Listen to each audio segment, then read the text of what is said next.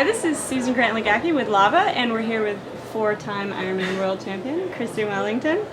Now, Chrissie, I know last year you weren't able to start the race, and it was a very difficult decision for you to make and to deal with during the entire year. And this year, obviously, you had a fantastic race and were really able to dig deep. And do you have any advice for people whose maybe their race yesterday didn't go as planned and they have a lot to think about over the next year, and what sort of words of encouragement or advice do you have for them?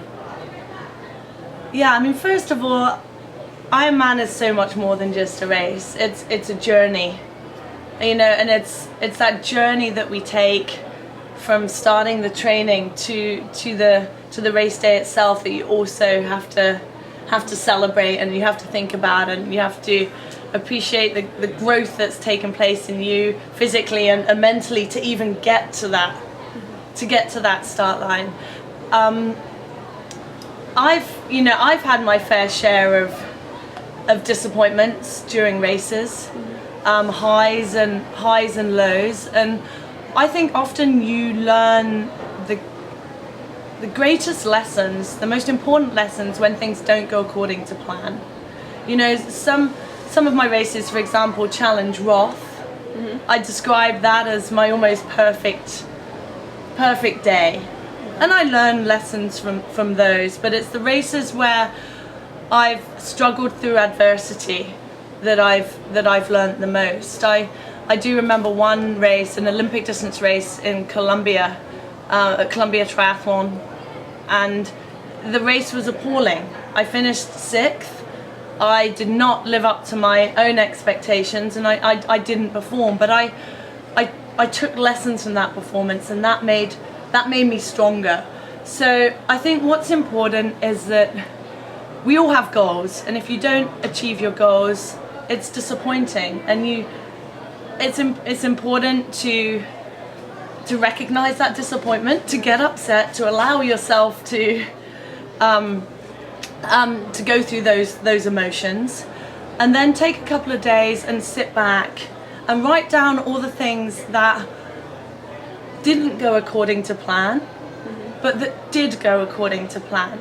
Because I think it's all too easy to get consumed by, well, this went wrong, or this went wrong, or this went wrong, and not look at, you know, the times that you felt good during the race. And then you have to look at the things that didn't go according to plan and say, well, what was in my control and what wasn't in my control? And forget the things that were out of your control. Focus on the things that were. You know, things like, you know, nutrition, especially. You know, if your nutrition, if you had a stomach upset or whatever, then take a step back and have a look at how you might be able to change your nutritional plan. And those kind of things can empower you for your next race. I've always found it incredibly useful to talk to those around me, to get the support of friends and family. You know, it's an individual sport. We race on the race course on our own, but we don't do this alone. And in times of trouble, it's really, really important for me to have that support. So I'd encourage anyone who's had a disappointing race to lean on those they care about. I think the final word is perspective. Okay. And it's all too easy, both for professional athletes and amateur athletes, to define ourselves by our performance on the race course.